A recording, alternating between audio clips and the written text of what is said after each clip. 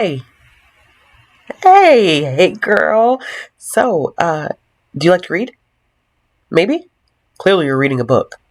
Okay, I thought so. So, I wanted to know, do you think you know what it takes to be a real reader? Okay, how about this then? Do you want to show me some of the books that you like to read and prove to me that you're actually a real reader? Sound good? Maybe? Okay, cool. Let's go. Let's take a look at this first book. What are you going to choose? What are you going to choose? A comic book? No. No. Absolutely not. No. Mm-mm. Maybe we'll have better luck. Manga? Really? No. No. What is that? No. No. No. Ashley. Ashley. Ashley. Ashley. You're supposed to be reading. No. Audiobooks. No, that doesn't count. Book? Really? Ashley, no. We should take a break. Let's take a commercial break. What do you think?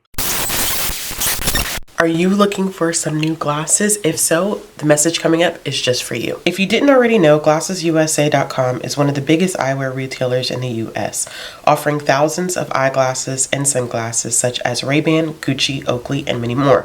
What's best about GlassesUSA.com is that glasses start at only $39, which are up to 70% off retail prices. If you love these frames I'm about to show you now, there is a crazy exclusive offer waiting for my followers by clicking the links in the description box that's going to be listed right down below. If y'all are anything like me, I also switch back and forth between using glasses and contact lenses depending upon the season of the year. If you did not know, GlassesUSA.com is also the perfect place to stock up and save on contact lenses. You get 25% off of all contact lens brands, including Vista, AccuView, Biofinity, Dailies, and many more. They're available with any prescription and for all uses. Shopping online can be fun, but it can also be extremely overwhelming, especially with so many options. That's why I love shopping for my new glasses with GlassesUSA.com. They offer some amazing tools to help you find your perfect pair. One of these tools is the AR Virtual Try-On. I used it to find all of my frames and it was super helpful.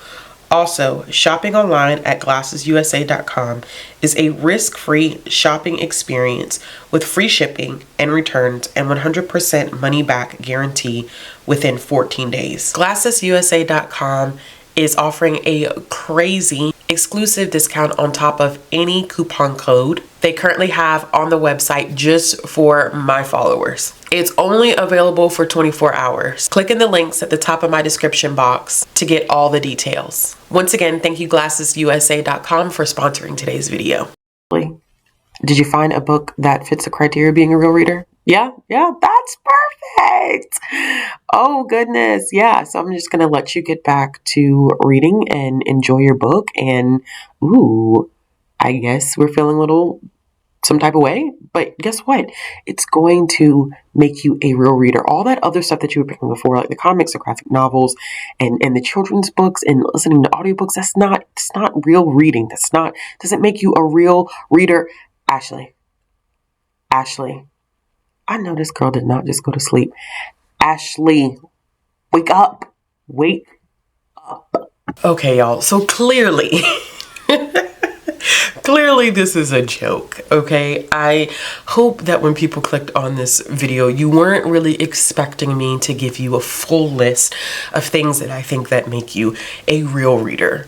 If you are reading anything, whether it is a newspaper, a magazine, a sign, anything that you read makes you a real reader.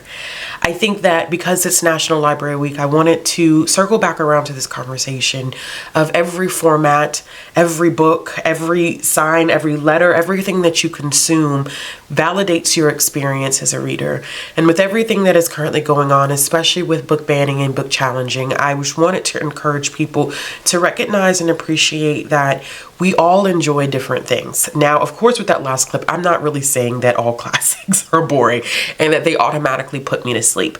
But I think sometimes we have this way of teaching ourselves. And this is a societal issue, not necessarily a booktube issue, but I think that we have a way of constructing these feelings, especially when it comes to like grade school, especially here in the US, where validity of reading comes from reading classics. That's what makes you the best of the best. That's what makes you elite. That's what makes you posh. And it's not reality. And that's not to shun people who primarily read classics, because listen, I watch people who primarily read classics and I learn from them. And I respect that that is a genre that they enjoy. But I also don't look sideways at the people who primarily just read comics or graphic novels or manga, or people who primarily read romance, or people who primarily read horror and thrillers and, you know, don't necessarily just stick to literary fiction. And I respect those who read literary fiction. I respect people who attempt to read.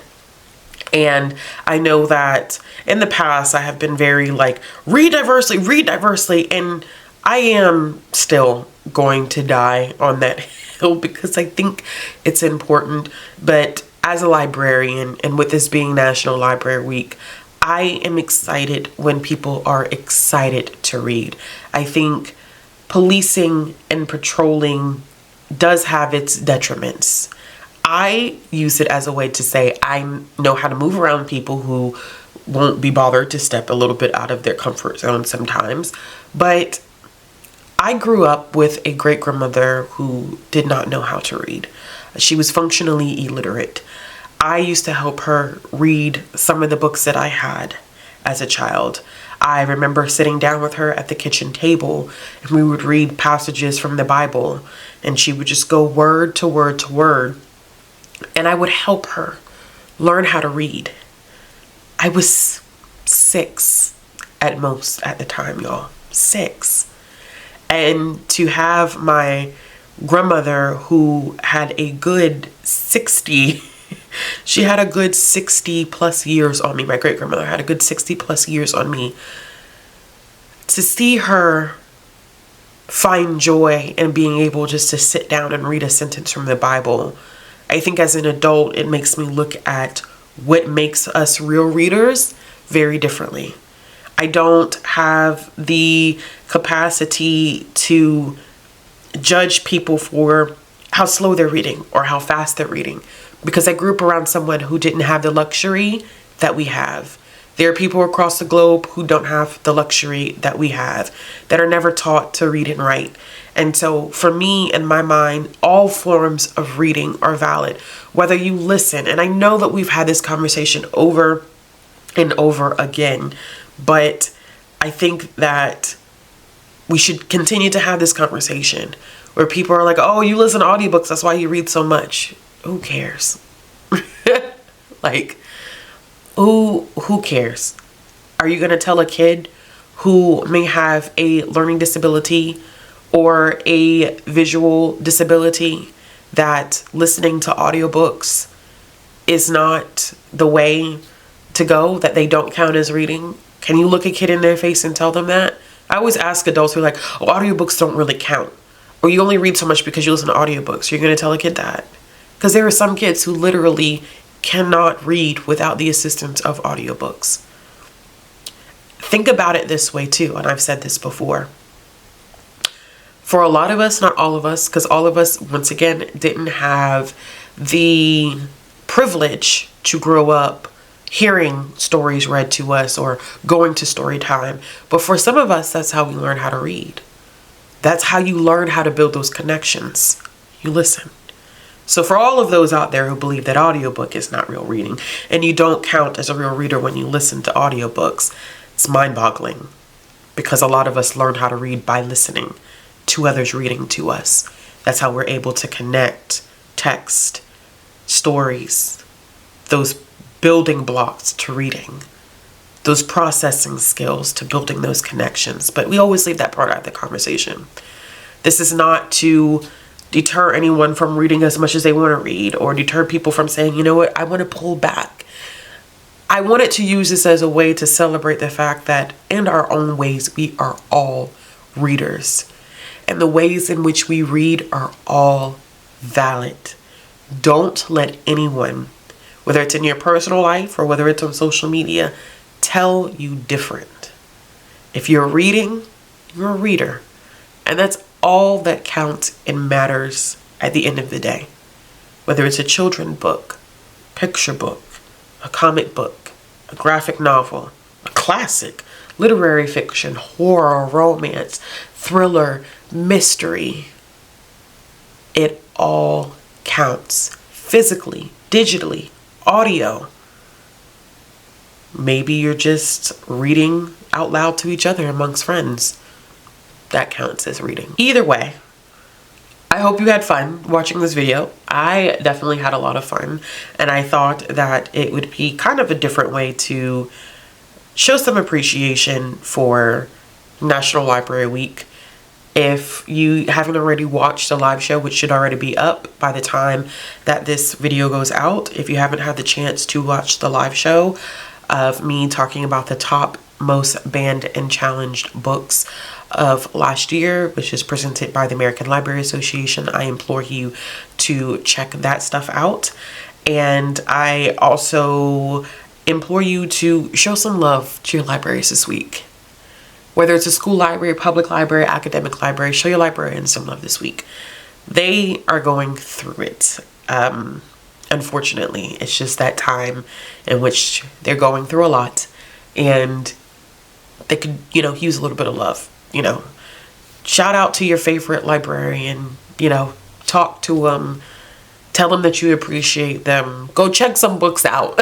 Increase those circulation numbers for your library.